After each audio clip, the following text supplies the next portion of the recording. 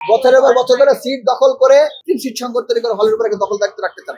আমাদের প্রথম বর্ষের শিক্ষার্থীরা কান্নাকাটি করেন, হলে থাকতে পারেন না, তাদের রাস্তায় ঘুমাইতে হয়, ফুটপাতে ঘুমাইতে হয়। বিএডের নাম করে প্রায় 3 বছর অতিরিক্ত, অর্থাৎ প্রায় 8 বছর হলে অবস্থান করতো। বছরের পর বছর ধরে বিশিষ্ট ছাত্রলীগ নেতা কর্মীরা তাদের নেতা কর্মীদেরকে হলে রাখতো।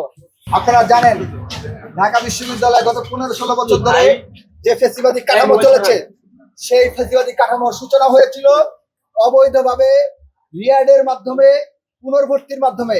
বছরের পর বছর ধরে বিশিষ্ট ছাত্রলীগ নেতা কর্মীরা তাদের নেতা কর্মীদেরকে হলে রাখতো।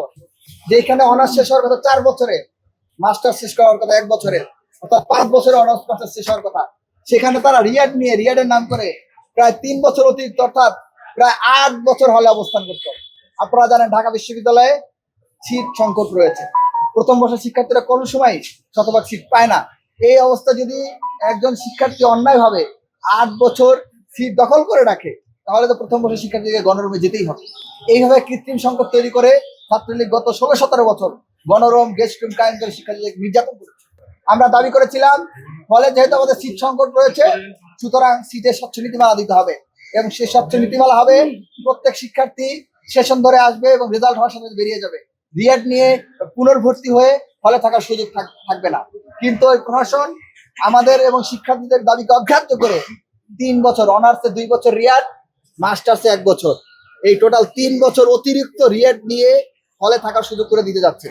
এবং আপনারা জানেন অনেক রাজনৈতিক নেতা কর্মী আছে, আপনি খোঁজ নিলে দেখতে পাবেন হলে এখন পর্যন্ত ফার্স্ট ইয়ারই পার হইতে পারে নাই। এখন আপনি যদি বলেন ইন্টারিম গভর্নমেন্টের আগে হয়তো ফেসিবাদী জামানা নির্যাতনের শিকার হয়েছেন, ক্লাস করতে পারে না, কিন্তু এরপরে তো 5 আগস্টের পরে অলরেডি 2 বছর পার হয়ে গেছে। এতদিন যদি কেউ পড়ালেখা করতো তার তো মিনিমাম সেকেন্ড ইয়ার বা থার্ড ইয়ারে থাকার কথা ছিল।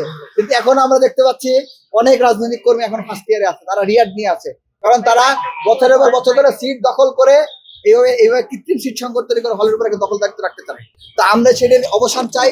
আমাদের প্রথম বর্ষের শিক্ষার্থীরা যে কান্নাকাটি করেন, হলে থাকতে পারেন না, তাদের রাস্তায় ঘুমাইতে হয়, মেঝেতে ঘুমাইতে হয়, মসজিদে ঘুমাইতে হয়, ফুটপাতে ঘুমাইতে হয়, এবং মানুষের বাড়িতে বাড়িতে দাঁড়ে দাঁড়ে ঘুরতে হয়, সেটা যাতে না হয়, প্রথম বর্ষের শিক্ষার্থী যাতে প্রথম বর্ষ থেকেই সিট পেয়ে যায়, সেই দাবিতে স্বচ্ছ নীতিমালার দাবিতে আমরা এখানে এসেছি। যে আমাদের দাবি হচ্ছে সিটে আবাসনে কোনো রিয়েট বা পুনর্প্রতিষ্ঠিত থাকবে না।